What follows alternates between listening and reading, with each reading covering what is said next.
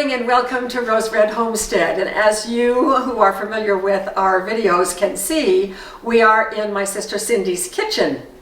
And so you may notice that there are a few more of us today. I am so happy to introduce you to my wild and crazy sisters. This is all of us. This is all of us. This is Camille and Melissa and Cindy. And we are from a family of 9 children.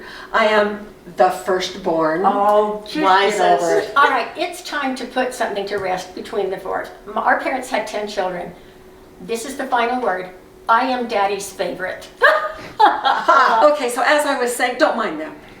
And so Camille and I are the first 2, and then between these 2 there are 3 brothers, and then come these 2 sisters, and then after Cindy we have 2 more brothers. And of the 10, 9 are living, and there were 5 redheads, 5 girls, 5 boys. So Mother and Dad really did understand genetics. So we are here today to celebrate the book that we have just published. It is right now available up on our bookstore, and I'm going to put the link to the bookstore right here so you can see it, and I'll leave it on for a while so that you can write it down. And then at the very end of the video, I will do a freeze frame and then have the address right there again. So you can check out this book. The name of the book is going to be 40 Plus Recipes Using Food Storage Ingredients. Now, several months ago when I brought to our community the idea of, I was getting so many questions about which video did I say this and which video did I say that, and I have no clue. And so I asked if our community would like for me to start putting together some smaller booklets, like 50 pages or so, 30 to 50 pages. And meanwhile, Cindy and I were working wildly on our food storage book that ended up being how many pages? 244 pages. But these are the smaller booklets, and I got an overwhelming response that yes, please do that. And when I asked all of you what topics you would like, this was one of the very top ones. Please give us recipes that we can use with our food storage ingredients. And so that is what this book is all about. And each of us was going to do 10 of those recipes, but it's a few more than 40. And so there are a few little extras thrown in. So we're calling it 40 plus. 40 plus recipes. And we are so excited to bring this to you. Yes, this is exciting. And when we arrived, because we have gathered at Cindy's from all over the state, and when we arrived, there was this little sign that was already in place. That is Cindy's sense of humor. And so it makes us feel so professional that we're actually on set. Live and real. And we have our own private dressing rooms in Cindy's house. Okay, so what we're going to do today is each one of us has selected one of our recipes to kind of showcase for you. And we're going to talk about the food storage implications of the recipes. And with Melissa, you have to take great latitude. She decorates very well. It's my strength. She's one that's like over the top, good at things, and so Flair. Yeah, flair is a good word. I've never met a situation that I couldn't complicate. So I'm going to go ahead and start. So I brought to show today my carrot cake. Now that may look different. Beautiful. Oh, thank Way you. pretty, I'll say. Carrot cake doesn't usually look like this. It's not usually made in a bundt pan, but it certainly can be. Back in the 70s, when I was a young mother and living in Texas, I entered this recipe in the Texas State Fair, and guess what? Did you win? won. First prize. Oh my Of God. course. That's better. We would expect nothing less than that from family. It was a 3-layer. This recipe makes a 3-layer cake, and it had that really fancy icing on it that you make from cream cheese and pecans and coconut. But in thinking about this book, because we're using food storage ingredients, the things that may not be readily available might be cream cheese, maybe even the pecans or the coconut, I don't know. Unless we plan ahead, you can buy powdered cream cheese. So anyway, this carrot cake was made especially thinking about if the grid is down, how are you going to do it? And the easiest thing is either to put it in a flat pan or a bundt pan. but I did want to just let you know that the carrots in this cake, it calls for flour, sugar, eggs. I, of course, used powdered eggs, and then carrots. So what did I do with the carrots? In case my garden didn't grow any carrots, I've never grown a carrot in my life. They hate me. I can't grow them. But I can buy them in the grocery store and freeze dry them. And after they're freeze dried, then you can reconstitute them, and that's what's in this cake. So I thought I would cut the cake and show the inside, and Jim, you'll need to get a close-up of this. The inside of the cake. I gives that piece. That'll be the biggest one. It's mine. So would you all like a little bite? Yes. Would you care at all for a piece? I'm so happy we get some. Does that appeal to you? Stop. Get to the root of the question. Okay. Ooh, thank you. That was my piece. That was Sorry, the I'll eat yours if you don't want one now. So it's moist. Fabulous moist. I love the flavor. Thank you. And so this is a really good one. Jim, can you see the Yeah. carrot pieces there? Yeah, what I want you to do is turn it back around the direction you had before. There we go. Perfect carrot cake. And your viewers need to know that we are not easily impressed. That's for sure. This is good. It is good. Good Okay, well, thank you. So I'm going to put this back down again, and Camille, it's your turn. In one of my USDA books, there's a recipe for chicken a la king. So that's what I chose to display today. It's beautiful. Love the And- colors. What's fun about this recipe is it doesn't have to be just chicken. You can put it with beef or pork or whatever meat you desire.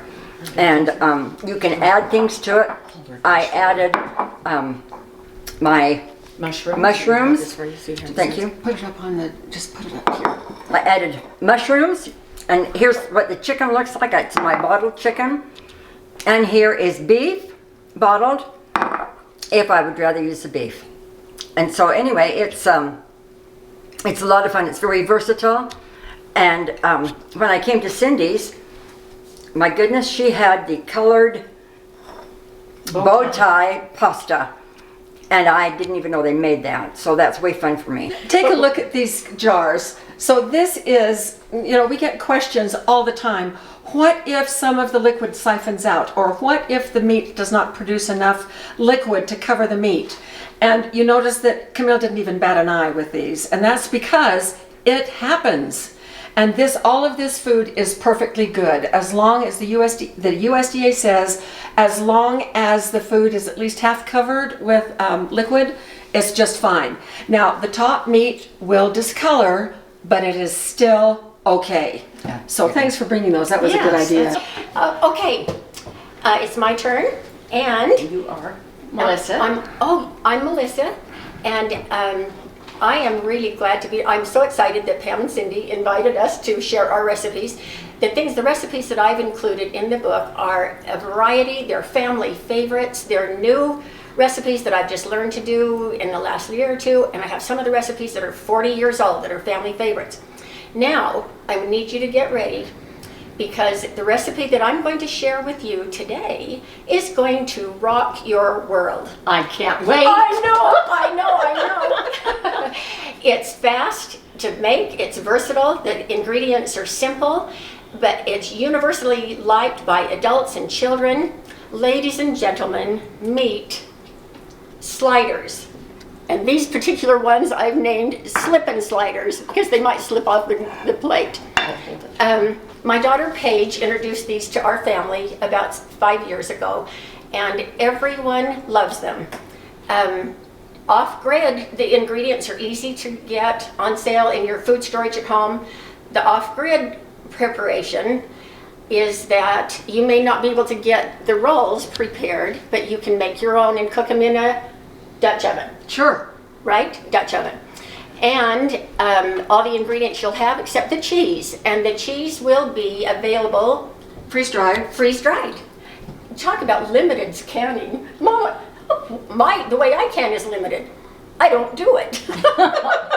And for food storage, If I wanted to prepare these, we're having these for lunch, right? Right. I can't wait. If I like them as well as they look, I've never Then- met a person that doesn't like me. I'm sure. So if I wanted to store up things to be sure that I had ingredients, I would have to store jars of those little fancy pickles. Right? And are those olives? They are. Is that cheese? It's cheese because I ran out of, I have onions on some little onions, and I ran out of little onions, so I just, Cocktail- the cocktail cocktail onions. And those come in jars, right? they do. Because I've never used them before in my Sit with life. And I have found, no, the pickle's getting tired. There.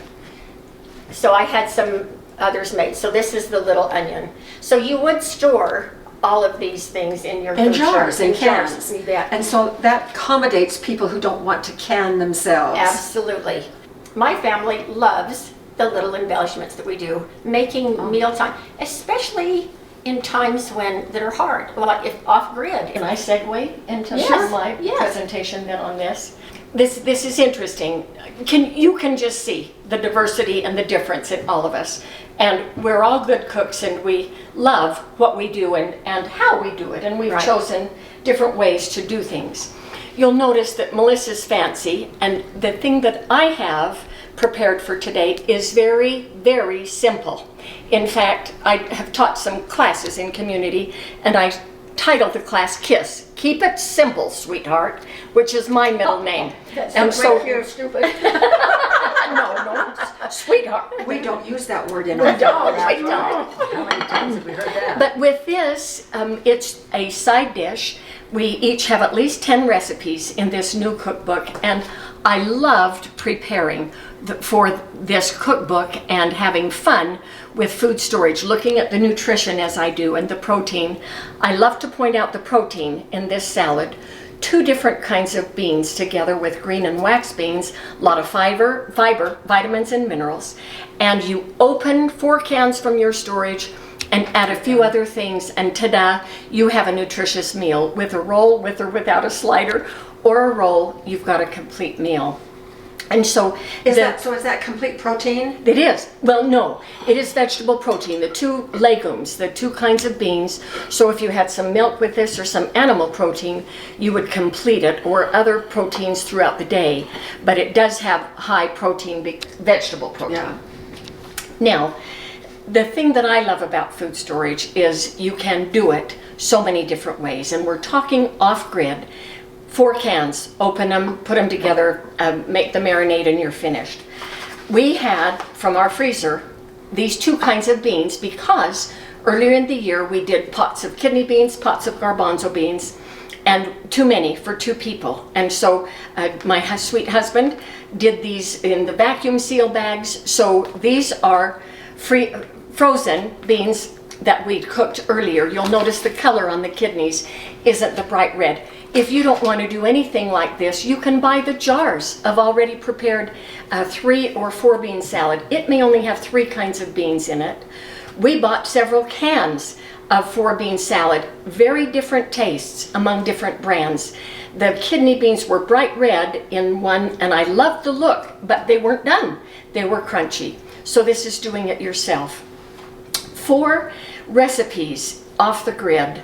Melissa brought up a good point about the emotions involved, and I tell this story in the book in one of my recipes that recently when John and I volunteered at a homeless shelter serving dinner, we had quite a long conversation with the chef, and he said, I worked at the VA hospital for many years. Before I worked at the food shelter, people who are eating in these places don't want to be there.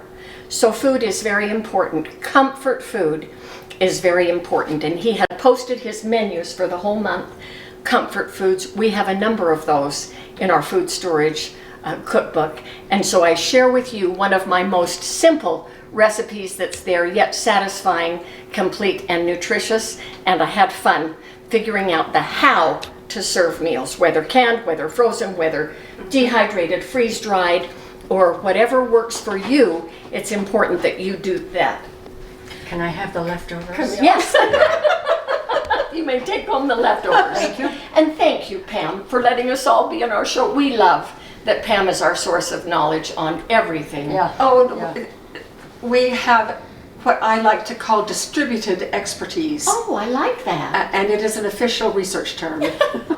We all have amazing abilities and talents, and our recipe book, this recipe book, displays the variety of ways to do things.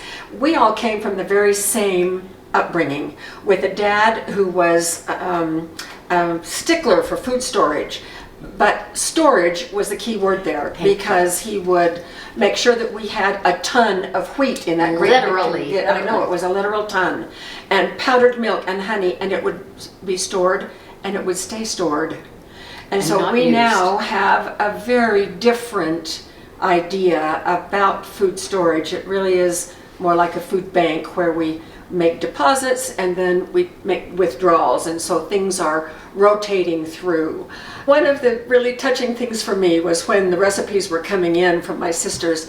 Camille submitted mother's roll recipe, and so we have our mother's roll recipe. Why am I weeping? Well, because it's so because fun, and we know you that can- they're right here with us on this project. Yeah, they you would could- be taught smiling us from this. heaven. Yeah, and so it is. This book is tender for us. It was a melding of our 4 different ways of looking at things, including food storage and recipes, coming together for a common cause to get the information out there for you at a very reasonable price. I get encouragement from many sources to increase the price of our books, that we could make a whole lot more money. And Jim and I are not in this for the money. Yes, we want some payment for the efforts that we put in, but more important to us is the fact that this information gets out, and as you all know, we have followers from around the globe who are among those who really need this information in terms of food storage and then what to do with it. And that was the total motivation for Cindy and I doing that great big book. That motivation came from questions from our viewers who wanted to know more about how do I start storing food.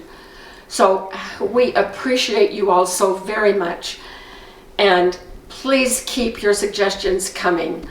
I'm trying to do a book a month. It's killing me. Oh my goodness. I'll say. You do work so hard. But probably starting in February, I'm going to back off a book a month. I have books lined up. I'm booked until then.